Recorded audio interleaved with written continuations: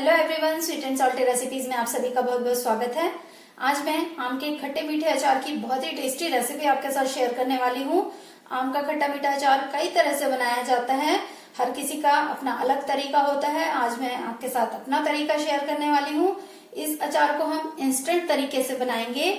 एक तरीका होता है जिसमें कि आम को हम धूप में सुखाकर बनाते हैं, लेकिन आज जो तरीका मैं शेयर करने वाली हूँ ये इंस्टेंट तरीका है। इसमें हमें धूप में इसे सुखाने का झंझट वगैरह नहीं करना पड़ेगा और इसे आप लंबे समय तक स्टोर करके रख सकें, उसका तरीका भी मैं आपको बताऊंगी।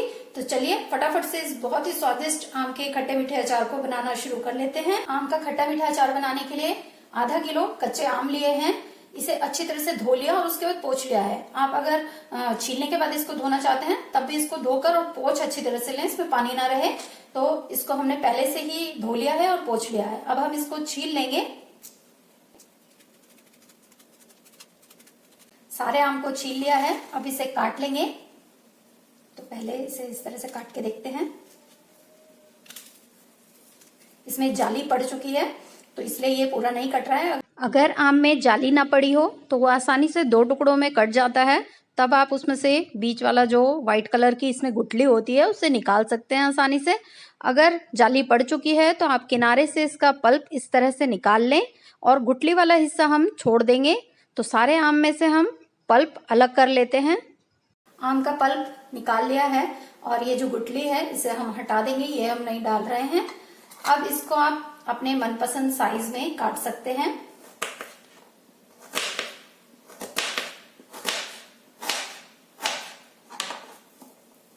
मैं इस तरह के टुकड़ों में से काट ले रही हूँ, तो आप अपने मनपसंद साइज में इसको काट सकते हैं। सारे आम को काट लिया है। अब इसके लिए पहले हम एक मसाला बनाकर तैयार करते हैं। पैन को गर्म होने के लिए रख दिया है। इसमें कुछ मसालों को हम ड्राई रोस्ट करेंगे।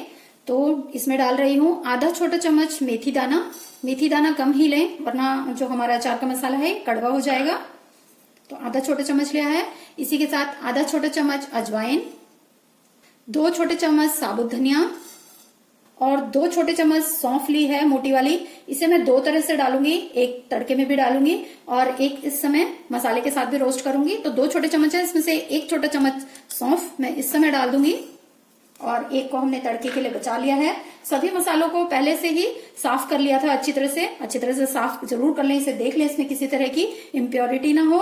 और इसी के साथ मैं डाल रही हूँ इसमें 2 से 3 साबुत लाल मिर्च। आप मिर्च अपने टेस्ट के हिसाब से भी ले सकते हैं, या अगर आप इसमें पिसी हुई मिर्च पाउडर डालना चाहें तो वो भी बाद में डाल सकते हैं, लेकिन इस तरह से रोस्ट करके डालेंगे तो उसका टेस्ट बहुत ही अच्छा आता है। तो ये 3 साबुत लाल मिर्च डाल देंगे, इसे भी साथ ही रोस्ट कर लेंगे। सभी मसालों को लो फ्लेम पर हमें 1 से 2 मिनट के लिए रोस्ट करना है। इसमें से मॉइस्चर निकल जाए और इसमें से बढ़िया से खुशबू आने लग जाए। इस मसाले से बहुत ही बढ़िया टेस्ट आता है इस अचार का। अगर आप ये मसाला नहीं डालना चाहते तो मैंने एक अचार के मसाले की रेसिपी पहले भी आपके साथ शेयर की है, वो अचार का मसाला भी आप इसमें डाल सकते हैं। रेसिपी का लिंक डिस्क्रिप्शन बॉक्स में आपको मिल जाएगा। मसालों को 1 से 2 मिनट के लिए लो फ्लेम पर हमने रोस्ट कर लिया है। इसमें से मॉइस्चर निकल गया है, इसका कलर चेंज नहीं हुआ है, लेकिन इसमें से बहुत ही बढ़िया सी खुशबू आने लगी है। अब फ्लेम को हम बंद कर देंगे और इन मसालों को पूरी तरह से ठंडा होने देंगे। उसके बाद हम इसे दरदरा पीस लेंगे। मसालों को ठंडा करके इस तरह से दरदरा पीस लिया है और इसी पैन में मैं अचार बना रही हूँ। आप इसकी जगह कढ़ाई का यूज भी कर सकते हैं। अब हम पैन में डालेंगे 2 छोटे चम्मच के करीब सरसों तेल मैं यूज कर रही हूँ। आप रिफाइंड का यूज भी कर सकते हैं, लेकिन सरसों तेल में बनाकर देखिएगा, अचार बहुत ही टेस्टी लगता है। इस तेल को पहले से ही धुआं उठने तक गर्म कर लिया था, उसके बाद ठंडा कर लिया है।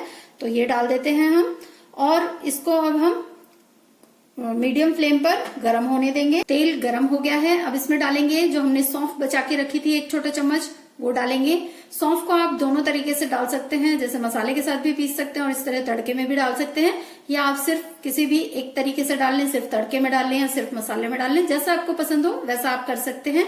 तो ये सौंफ डाल देंगे और इसी के साथ डालूंगी आधा छोटा चम्मच कलौंजी, इसे मंगरेला भी बोलते हैं।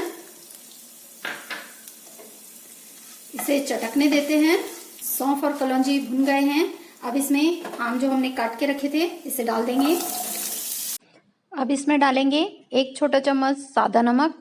इसमें हम सेंधा नमक और काला नमक का यूज भी करने वाले हैं, इसलिए अभी 1 छोटा चम्मच सादा नमक डाल रही हूँ। आप अपने स्वादानुसार नमक ले सकते हैं। मिक्स कर देंगे सभी चीज़ों को और फ्लेम कर देंगे अब हम लो। मिक्स करने के बाद अब इसे ढक देंगे और ढककर लो फ्लेम पर इसे हम पकने देंगे लगभग 5 मिनट के लिए।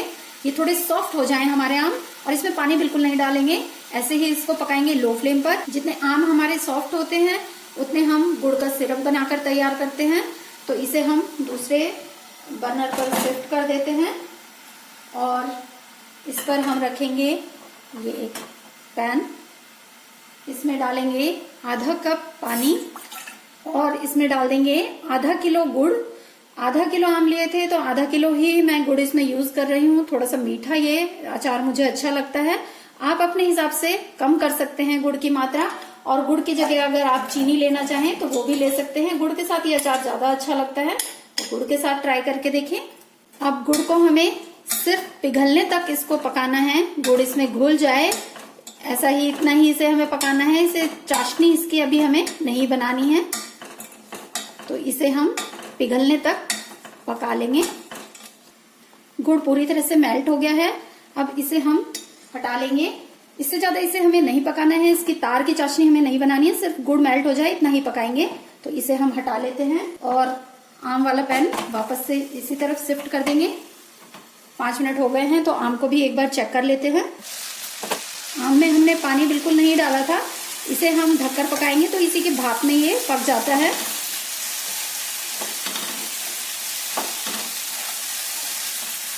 आम लगभग पक चुका है, 50% पक जाए ये, इतना ही इसे गलाना है। तो 50% के करीब ये गल चुका है, बस इससे ज्यादा इसे नहीं पकाएंगे। अब हम इसमें डालेंगे जो हमने गुड़ का सिरप बना के रखा था।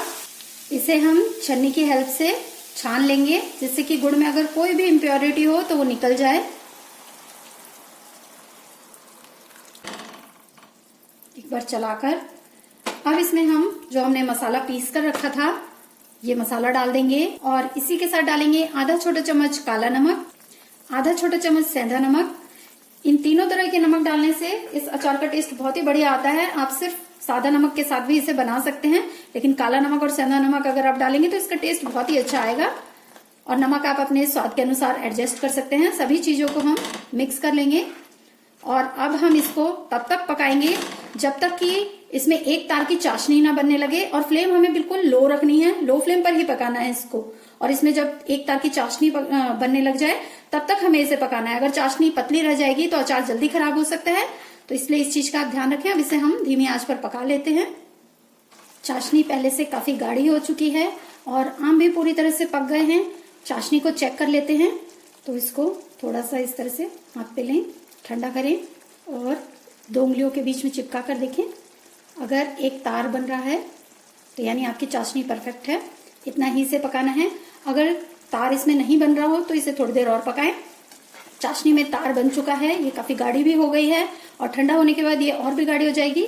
तो गैस अब हम बंद कर देंगे और इसे पूरी तरह से ठंडा होने देते हैं। उसके बाद मैं आपको बताऊंगी कि इसे स्टोर किस तरह से करना है। अचार को ठंडा होने के बाद पूरी तरह से जब ठंडा हो जाए उसके बाद इसे आप किसी भी कांच के या चीनी मिट्टी के जार में स्टोर करके रख सकते हैं।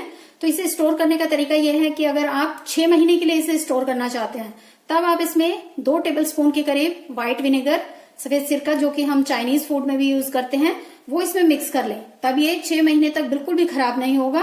लेकिन अगर आप वो नहीं यूज करना चाह रहे हैं तब आप इसको रूम टेम्परेचर पर अगर रखेंगे इसी तरह से, तो रूम टेम्परेचर पर ये 15 से 20 दिन तक खराब नहीं होगा। और अगर आप इसको फ्रिज में रखेंगे तो 1 से 1.5 महीने तक ये आराम से चल जाता है। लेकिन अगर ज्यादा लंबे समय तक आप स्टोर करना चाहते हैं तो आपको सिरका इसमें डालना पड़ेगा।